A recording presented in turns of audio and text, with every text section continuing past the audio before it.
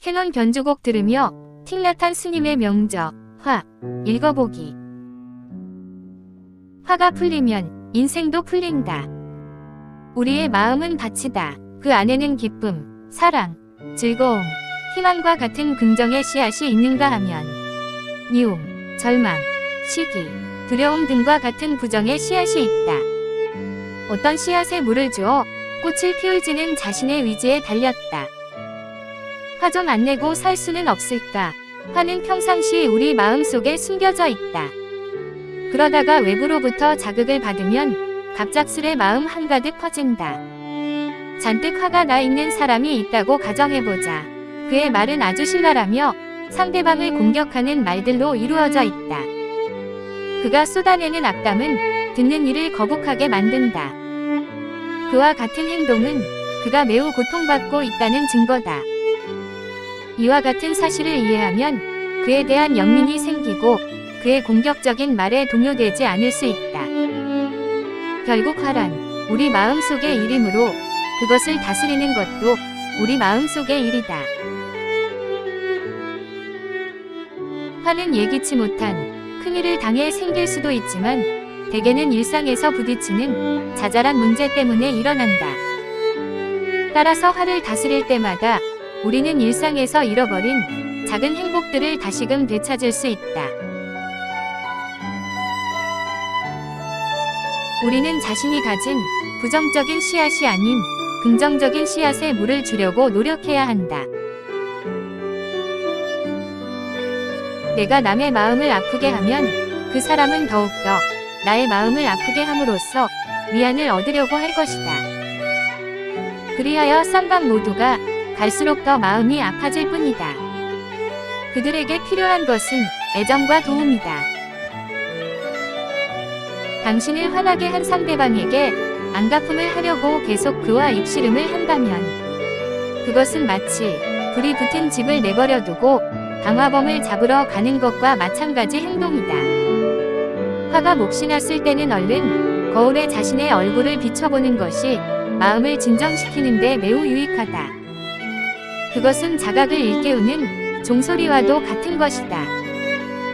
몇 번 의식적으로 호흡을 하고 위식적으로 미소를 짓고 나면 얼굴에 긴장이 풀려 있을 것이고 따라서 마음도 그만큼 더 편안해져 있을 것이다.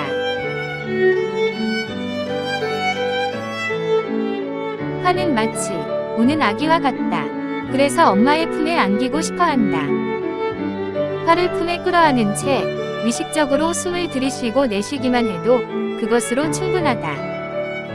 화와 절망을 스스로 자각하고 있을 때는 그 화와 좌절에도 변화가 일어난다. 가만히 앉아서 호흡에 정신을 집중하거나 보행 명상을 하면 자각의 에너지가 일어나서 화를 감싸안게 된다. 화를 감싸안기 위해서 우리는 아기의 울음소리에 귀를 기울이는 어머니가 되어야 한다. 부엌에서 일을 하고 있다가 아기가 우는 소리를 들으면 어머니는 당연히 하던 일을 그만두고 아기를 달래러 간다. 아기를 품에 안은 어머니의 에너지가 아기의 몸 속으로 들어가서 아기를 달랜다. 이것이 바로 마음속에서 화가 차오를 때 우리가 취해야 할 행동이다. 화가 차오를 땐 우리는 하던 일을 당장 중단해야 한다. 그 순간에 가장 중요한 것은 자신에게 돌아가서 화라고 하는 아기를 달래는 것이기 때문이다. 화가 미치는 순간에 우리는 대개 그 원인을 타인에게 돌리기 쉽다. 그러나 자세히 들여다보면 바로 자기 안에 들어있던 어떤 화의 씨앗이 고통을 일으킨 주요 원인이라는 것을 이내 알 수 있다. 화의 씨가 더 큰 것은 그것을 다스리는 훈련을 해오지 않았기 때문이다. 다른 사람의 고통을 이해할 때 우리는 그를 응징하려는 생각을 버리고 오히려 돕고자 하는 마음을 가질 수 있을 것이다. 화는 1차적으로 우리 자신에게 책임이 있는 것인데도 우리는 타인을 응징하는 말이나 행동을 하면 분노가 줄어들 것이라고 믿는다. 이 같은 믿음은 그 뿌리를 뽑아버려야 한다. 화가 난 상태에서 하는 말이나 행동은 관계를 더욱 악화시킬 뿐이다. 남을 응징하는 것은 곧 스스로를 응징하는 것이다. 마음속에서 화가 그 모습을 드러낼 때 우리는 화가 거기에 있으며 잘 보살펴지기를 요구하고 있다는 사실을 인식하고 받아들여야 한다.